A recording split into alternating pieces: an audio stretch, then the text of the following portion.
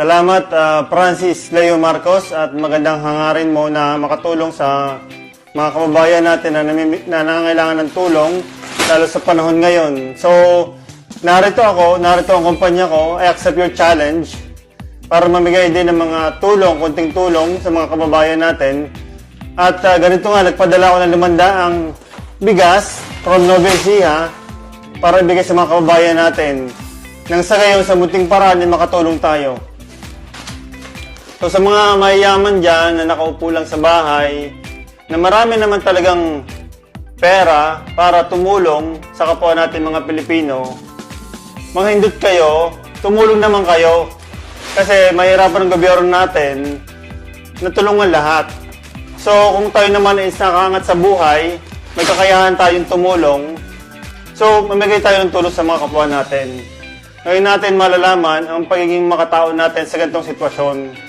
So tumulong tayo at sa lahat dyan ng buong Pilipinas, buong Pilipino na kayang tumulong, hinikayat ko kayong sumama sa amin para magbigay po ng tulong sa mga taong nangangailangan para malagpasan natin ang ganitong sitwasyon. At sa mga tao naman po na nawawalan na po ng pag-asa dahil nahihirapan po sa ganitong problema, huwag po kayo mawawalan ng pag-asa, magdasal lang po tayo. At darating po ang tulong. Darating po ang tulong sa inyo. Tutulungan po namin kayo, kasama ang kumpanya ko. At ang mga tao pong parating pa, alam ko po marami pa po yung mabubuting kalooban para tumulong sa inyo. So magdasal po, huwag po mawalan ng pag-asa. Narito lang po kami para tumulong sa inyo. Salamat po sa lahat.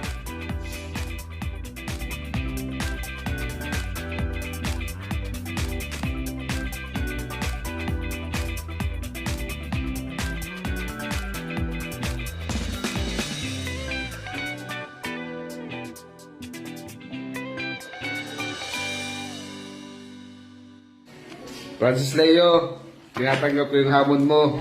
Itong budget na to, ibibili ko ng relief goods para sa mga taong nangangailangan. Saludo ako sa iyo, Francis Leo Marcos.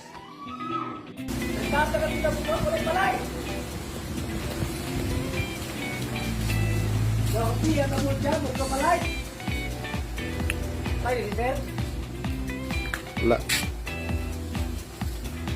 Ay, good.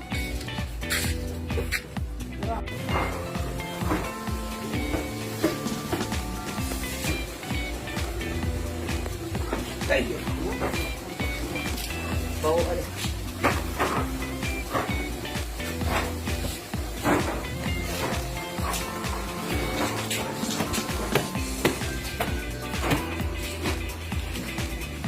Big look.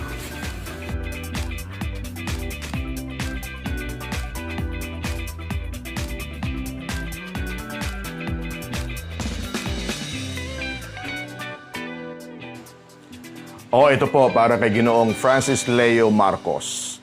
Sir, isa lamang po akong ordinaryong radio announcer. Hindi po ako mayaman, pero I accept the challenge. Ito, maliit na bagay itong aking gustong ipamahagi sa ating mga nagugutom na mga pamilya. Kung ikukumpara po sa binibigay mo, sir, mayaman ka. Pero ako, gusto ko ring makatulong even in my own small way. Po si Gani Oro at ito po yung X-Steel products ng Yamang Bukid Turmeric Tea na aking ina-advertise sa radyo. Ipamamahagi ko po ito ng libre sa mga tao. Sinamahan ko na rin ng konting dilata, bigas. Basta yung makayanan ko lang po, pansit canton, palagi ko naman may matutulungan na po tayo yan. Pero inaamin po natin, di naman natin lahat po pwedeng pagbigyan ng lahat. Sabi ng iba, sana all. Pero palagay ko matutupad yung sana all kapag yung challenge po na ginagawa natin ngayon, i-duplicate lang ng marami sa mga kababayan natin. Kasi po ako bilang isang miyembro ng media, kabilang po kami sa mga itinuturing na frontliners. Kailangan din po naming lumabas ng bahay para kumalap ng mga balita. Pero sabi ko sa sarili ko, nag-isip ako ng paraan, paano naman makakatulong ng direkta sa tao? Balita kami ng balita, ilan na ang infected ng coronavirus, ilan na ang namatay. Pero sabi ko, mas maganda rin, pag lumalabas ka ng bahay, meron kang na-share sa mga nagugutom na pamilya sa pandemic na ito na suliranin ng ating lipunan.